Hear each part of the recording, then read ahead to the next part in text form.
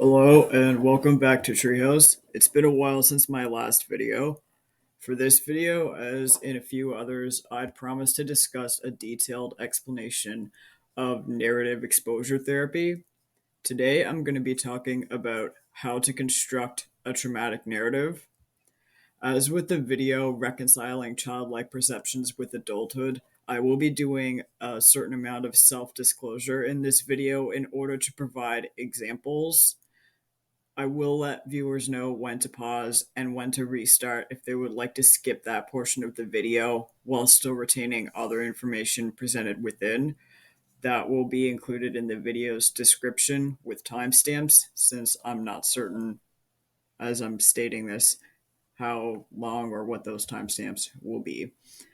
So, this exercise in narrative exposure therapy, or NET, is also accompanied by an exercise I've personally developed called the Moral Attitudes Inventory, or MAI, and we'll be going into a lot more detail on what that means, as well as some examples of an attitudes inventory as we progress through the samples and the construction.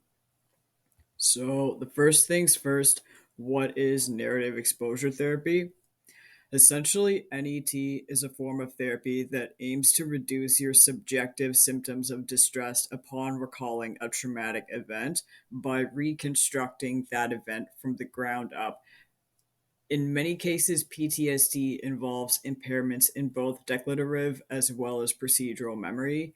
These are involved in producing recall of experiences as well as state dependent memories involved with performing tasks.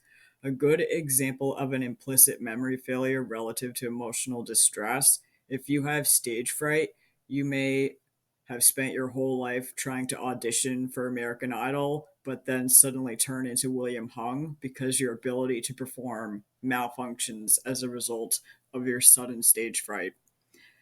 It's important to note that PTSD involves impairments in every type of memory because trauma involves all aspects of one's memory: procedural, sensory, and recall and retrieval.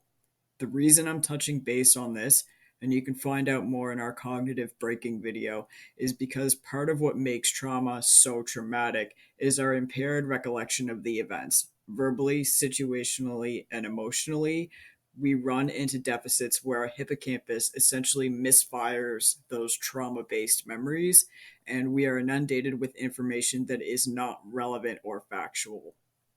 Part of what NET attempts to do is to reconstruct the factual memory of your experiences so that you have a baseline from which to begin to actually process the experiences logically, objectively, as well as emotionally or subjectively.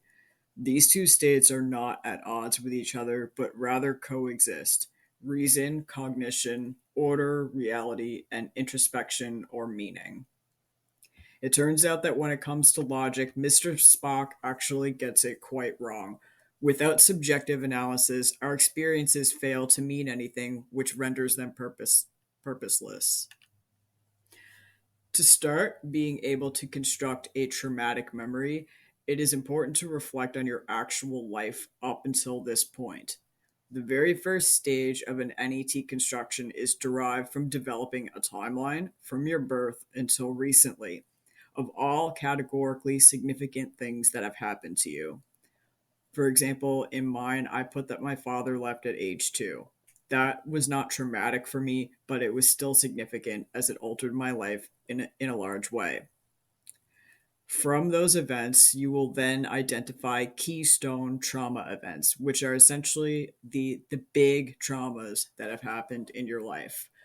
For example, you may have been raped when you were younger. So that would be like a very big keystone event, depending on your specific history.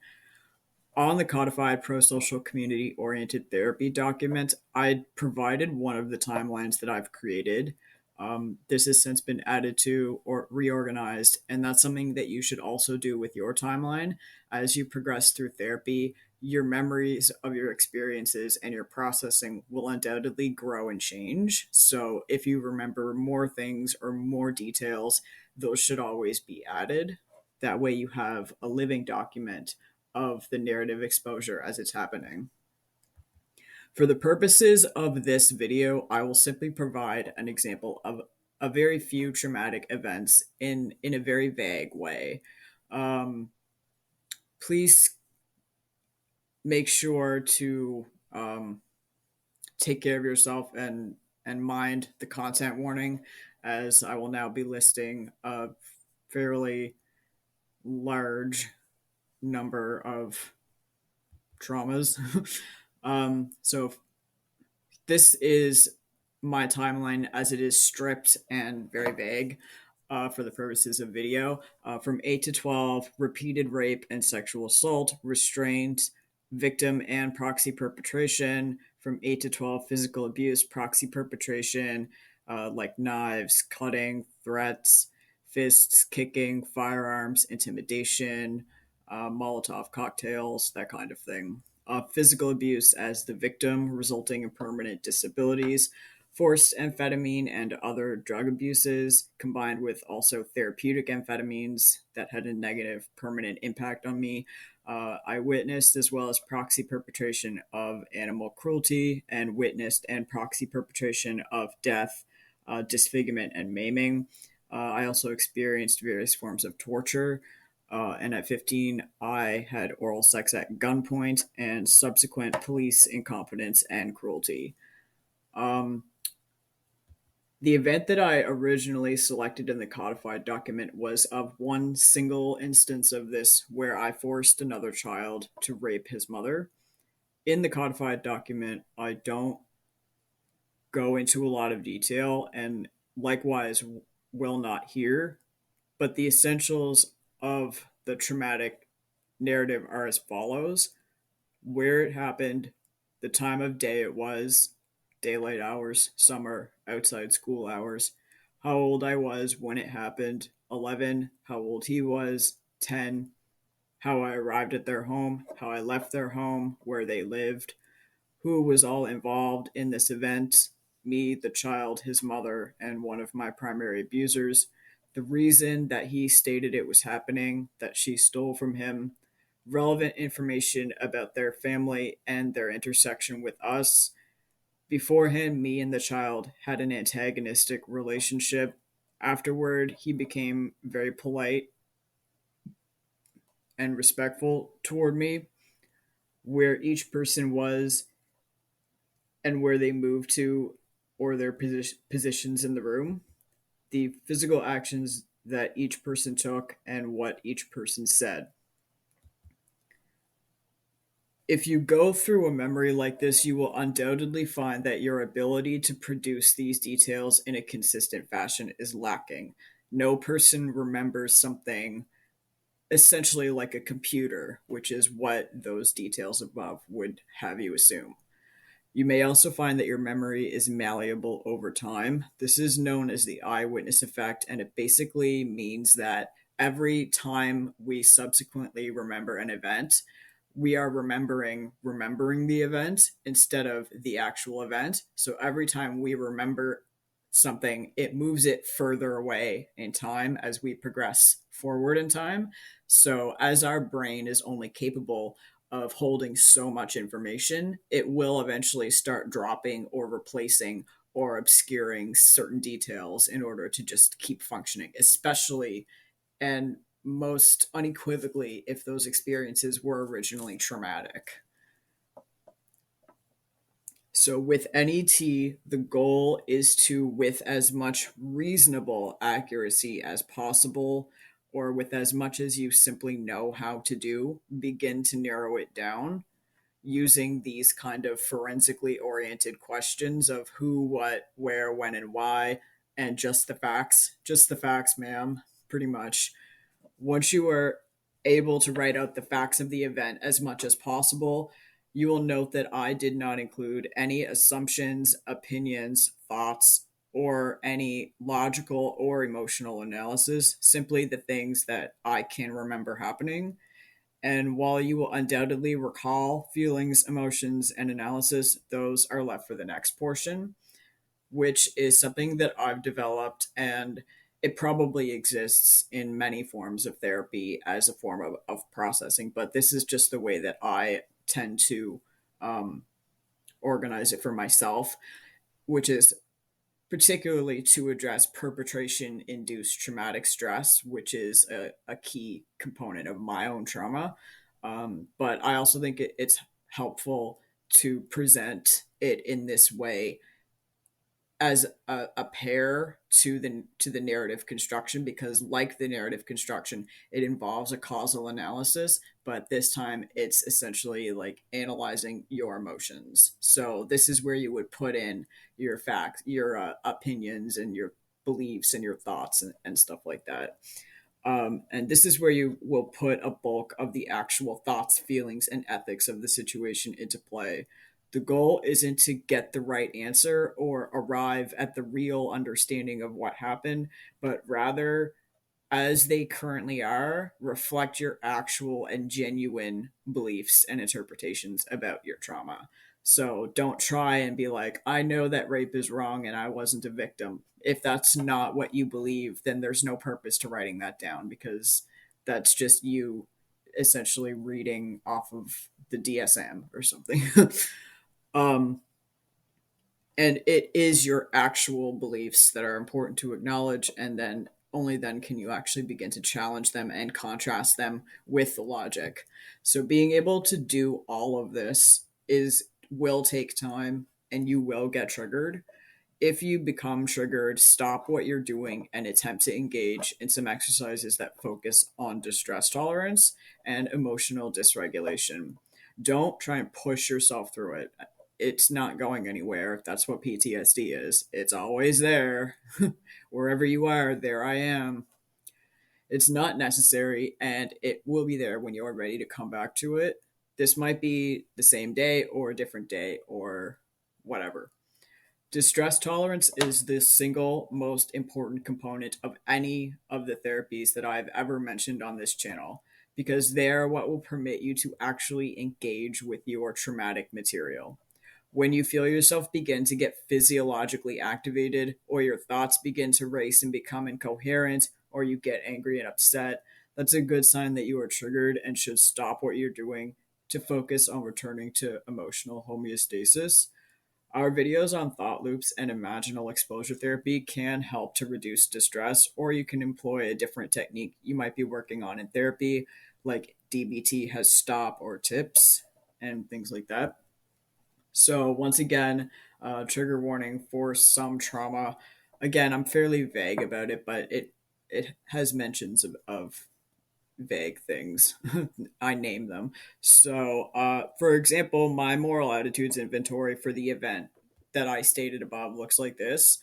A causal analysis of the situation produces the following results. The abuser engineered a situation where I was forced to comply, or else a worse result would endure. I knew this because that had already happened many times before. The abuser decided what was going to happen and then used the threat of force to make sure that it did happen. He brought the weapon to the apartment and provided me with it. He knew that he wanted to cause harm and clearly had premeditated doing so. I was 11 years old.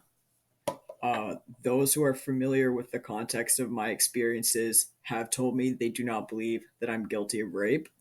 Nevertheless, I was wrong for not trying to sway the situation another way. I was wrong for not shooting my abuser. I was wrong for pointing a loaded gun at a child's head. I was wrong for threatening and hitting his mom with the gun. I was wrong for forcing a little kid to hurt his own parent. I was wrong for perpetuating the same cycle that I endured, which is causing perpetration induced trauma in another being. I do believe that his mother hates me, as would any parent who was involved in such a circumstance. I do not resent her for whatever emotion she may have. I can't really speak for her and what she feels, but if she did feel malice and hatred, that would be completely reasonable. I also believe that the change in his demeanor toward me signified fear and distress, as I've observed similar changes in demeanor in other children that were harmed. So, yeah, I do believe that not so much now, but I have had these beliefs, and sometimes when I'm upset, I'll slide back into these kinds of childlike beliefs that I'm evil and monstrous for having participated in this event and similar events. I do still believe that I had the physical and psychological capacity to do it, whereby I've witnessed that other children simply didn't, and they essentially they could not be forced into doing They were just too inconsolable and didn't understand what was going on and couldn't be rallied in that way. Um, which does mean that I'm different than other kids, essentially a worse person than most other kids. Um, in terms of logic, I know that it was wrong for an adult to engineer this event, which involved two children. It would also be wrong for an adult to engineer this event with other adults. The reason that I did comply was because I had the specific situational awareness to understand that the outcome would have been worse if I did not. In similar situations in the past, my lack of cooperation resulted in death and harm beyond that which I had been originally tasked with doing. I'm sorry. Um, Having heard of similar circumstances from other children, um, both in the program where I heard them speaking out loud, as well as different testimonies that I've read over the years and different things that I've heard. I do believe that all of these children deserve compassion specifically because of their role in being made to harm, rape, or kill their family members or others. Children simply do not have the same capacity for mens rea or the intention of committing a crime or guilty mind as an adult. This is a form of child abuse. Abused children cannot be monsters, evil, nor beyond redemption. And I have an innate need to connect with these children and help them process their experiences and to alleviate their distress. So that must obviously coexist with this idea that I feel like I'm a monster. But if that were the case, I would feel that way about other children as well, which I don't. So, as you can see, my May includes both my subjective feelings, I'm wrong, I'm bad, I'm inhuman, as well as an intellectual analysis of the circumstances. An adult forced me beyond my capacity to resist. It's wrong to force people to hurt one another. Other reasonable people agree that I'm not evil, and how I would treat another child who expressed similar traumas to me. This ties back to our double standard effect video, where we are more inclined to rationally understand traumas that happen to other people because we are not burdened with memory and logical processing deficits due to not having experienced the actual memories that have damaged our neural pathways. Thank you very much for listening, and this was the longest video that I've produced. So, I hope you have a great day.